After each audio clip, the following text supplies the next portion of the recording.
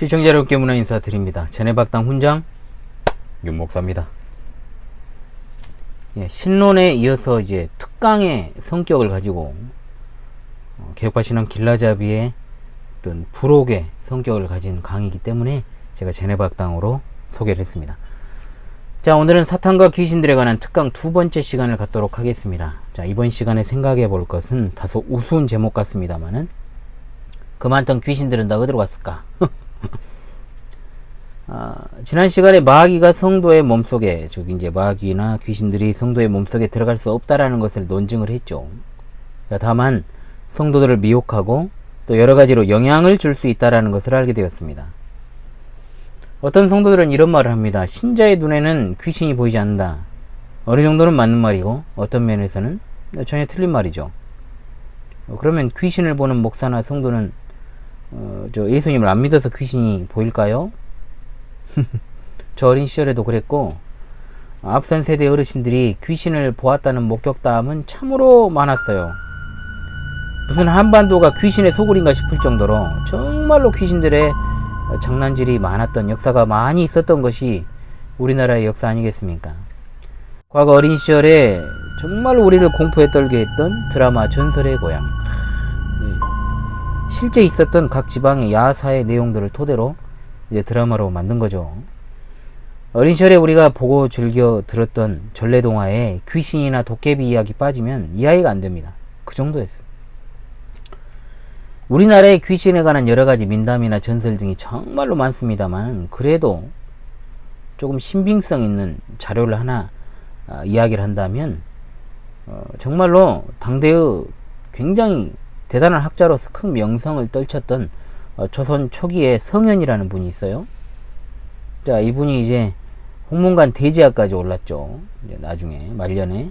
그리고 글씨와 음률에도 매우 뛰어났던 학자인 성현이 있습니다. 악학괴범 어디서 많이 들어보셨죠? 공부도 잘하셨지만은 이분이 굉장히 시와 풍류도 즐길 줄 알아가지고 이제 연산군 시대에 잡록을 이제 하나 저술한 게 있는데, 그게 바로 용제총화입니다. 용제총화. 용제총화를 저는 참 재밌게 읽었습니다. 그래서 이 용제총화를 또 재밌게 읽었던 이유가 뭐냐? 거기에 이제 귀신에 관한 이야기들이 많이 나오거든요. 자, 이 기록은 신빙성 있는 기록들이기 때문에, 그래서 이 용제총화에 보면 이 성현이라는 분의 외삼촌의 이야기가 나옵니다. 이분이 임청 군수가 되었는데 평소에 귀신의 형체를 잘 봤던 사람이라고 나와요.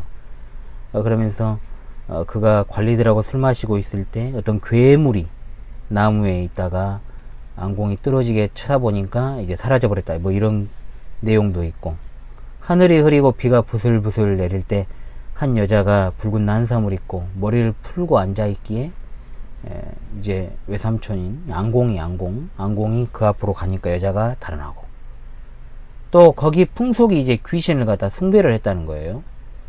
그랬는데 이제 계속해서 관아에 입주하는 사람이 죽어버리니까 이제 여기에 들어가 가지고 굉장히 이제 담력이 셌던 분인 것 같아요.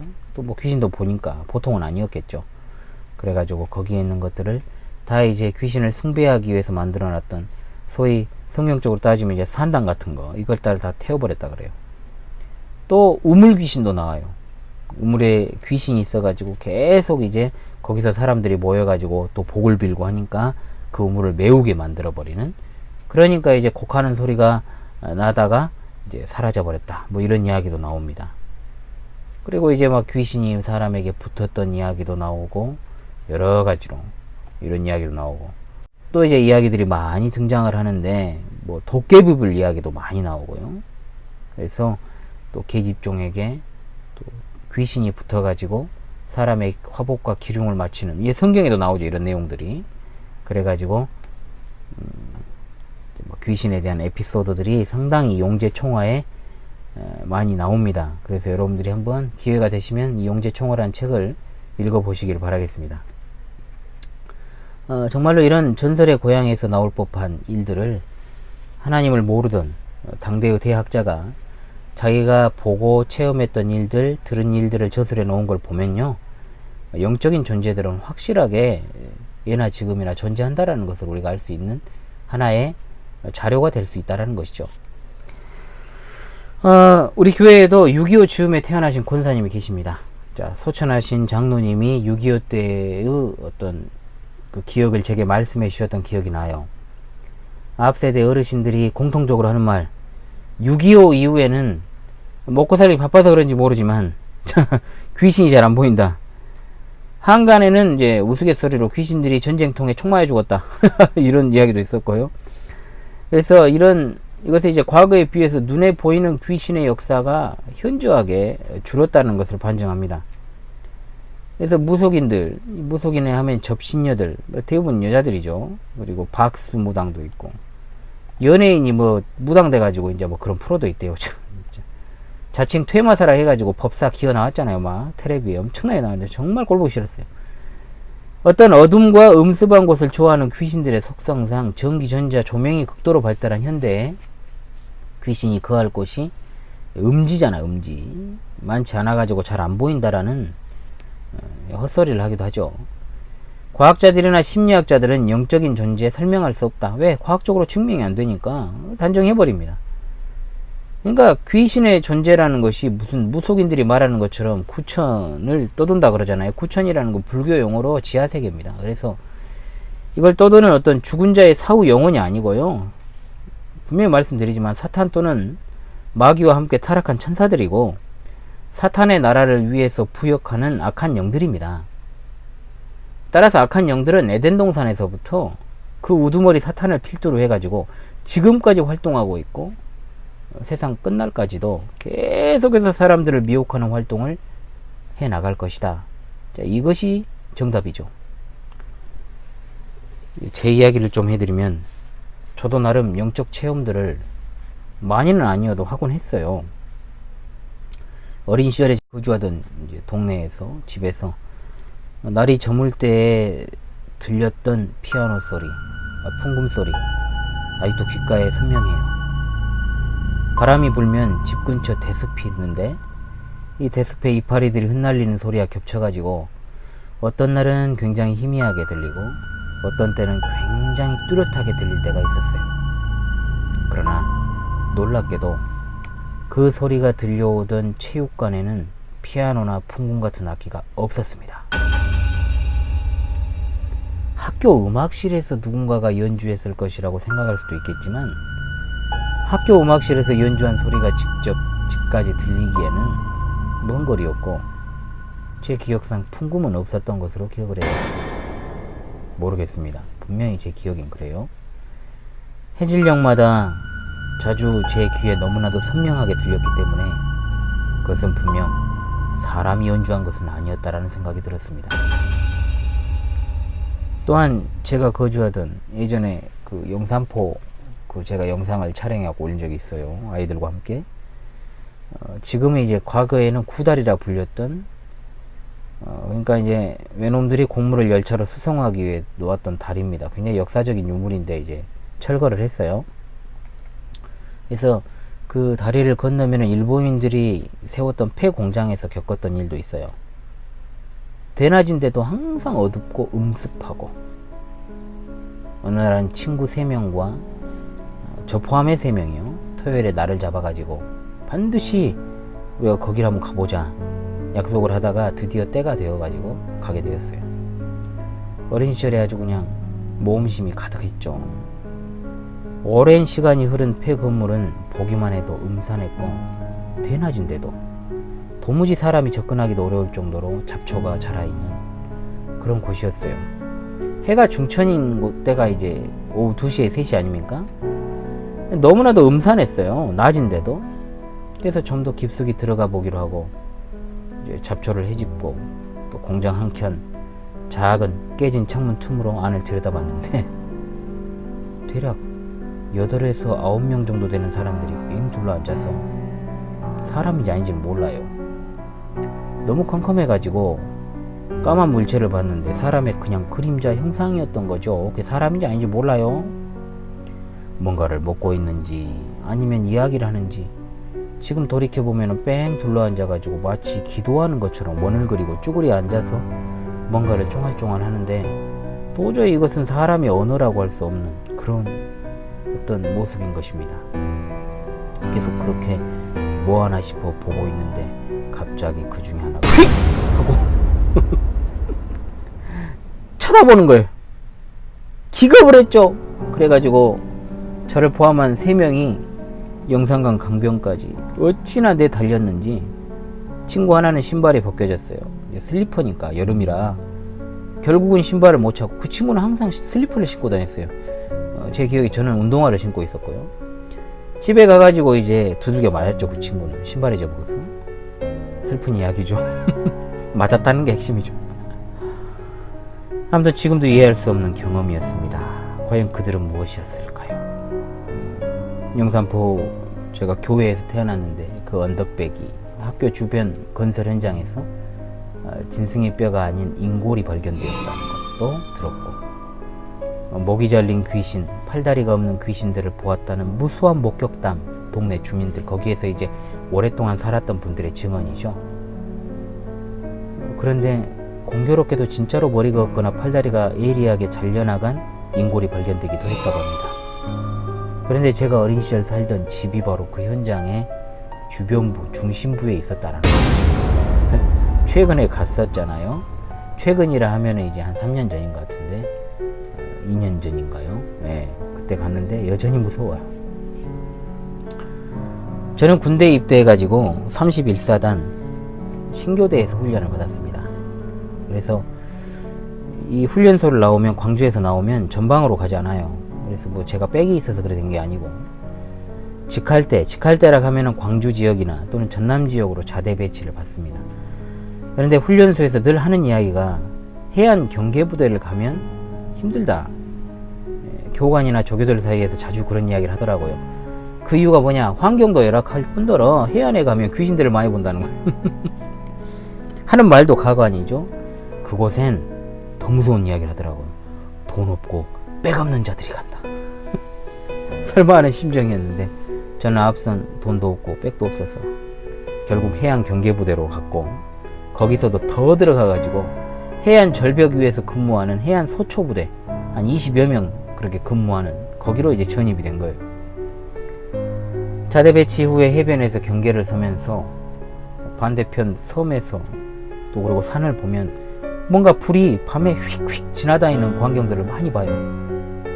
못 모를 때는 저는 그것이 무슨 손정등이나 사람이 등대에 불이나 배에서 비치는 불빛이 이제 반사되어 가지고 보이는 거라 생각을 했는데, 현지에 살던 상근 애비역이 저한테 도깨비 불이라는 겁니다. 그게 말도 안 되는 소리 하지 마라 그랬죠.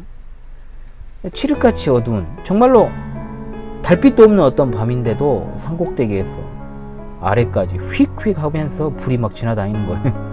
어떤 때는 여러 개가 나타나기도 하고, 어떤 때는 정말 커다란 횃불 같은 것이 군무를 추는 것처럼 이렇게 하기도 하고, 어떤 때는 제가 보고 있는 것을 아는 것처럼 가까이 다가오는 것처럼 보일 때도, 착각이겠지만 어찌되었든 그럴 때도 있었어요.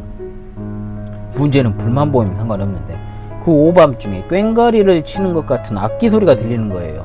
민속음악 아시잖아요. 그 오밤중에 무슨 그런 소리가 들리겠습니까? 누가 그걸 치겠으며. 그리고 징소리도 들리고, 무속인들이 이제 천도제 때 치는 징 같은 거 있죠. 그 소리가 들리고. 제가 귀신을 무서워하진 않지만 당시에는 어떤 도깨비불과 악기 소리에 살짝 공포감이 들었던 것은 사실입니다. 바닷가에서 근무하면서 이상한 경험들, 그리고 들었던 이야기들이 많습니다. 소대가 하필 한여름인 이제 3개월을 근무를 하는데 7, 8, 9월에 투입이 돼요. 엄청 덥죠. 그래서 생활관, 말이 생활관이지 판넬로 지은 거의 축사에 가까워요. 내부에서 자기는 너무 더워요. 너무 더워. 에어컨이 어딨어. 천장에 선풍이 하나 달려있고. 환장하죠. 역시 돈 없고 백 없는 사람들이 가는 곳이라서 그랬는지 모르겠지만, 정말 한여름에는 식량 창고가 있었습니다. 그 지붕 위에 포단이라는 게 있어요. 군인들이 깔고 자는, 여름에 그걸 이제 깔고 자는 경우가 들어있어요. 더우니까. 물론 그 사건이 있기 전까지는 나가서 잤죠. 어느 날 밤이었어요.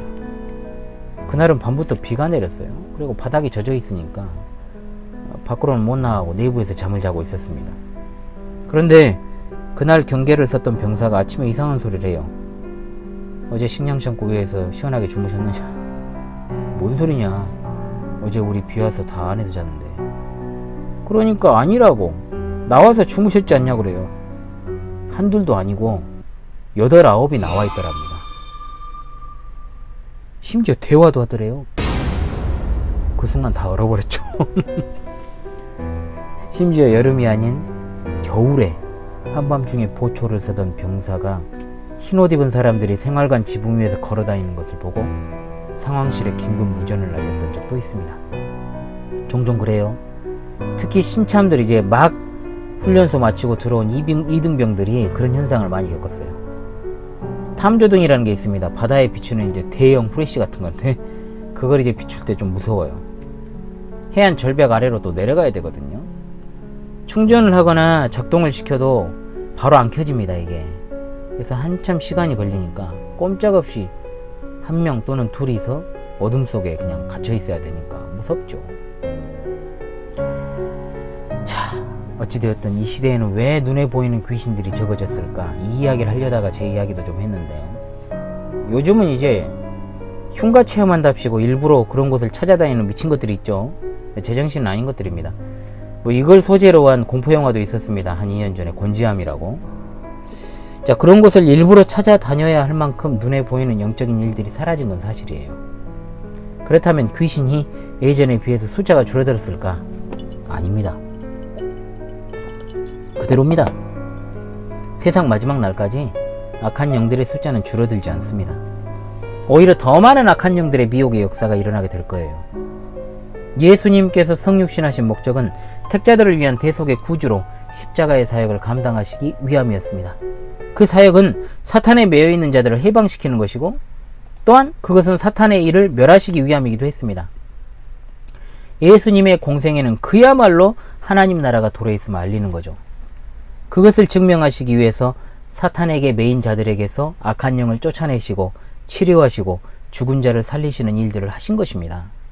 복음서에는 정말 귀신들이 많이 나와요. 그런데 하나같이 다 사람들에게서 귀신을 쫓아내신 것에 대해서 우리 주님이 뭐라고 말씀하십니까? 구원을 받은 것이다 라고 말씀을 합니다. 그러니까 뭐냐? 구원이라는 것은 마귀의 영에 사로잡혀 있던 자가 성령으로 거듭나서 이제 성령의 지배, 하나님의 지배를 받게 된 것을 의미한다는 거예요.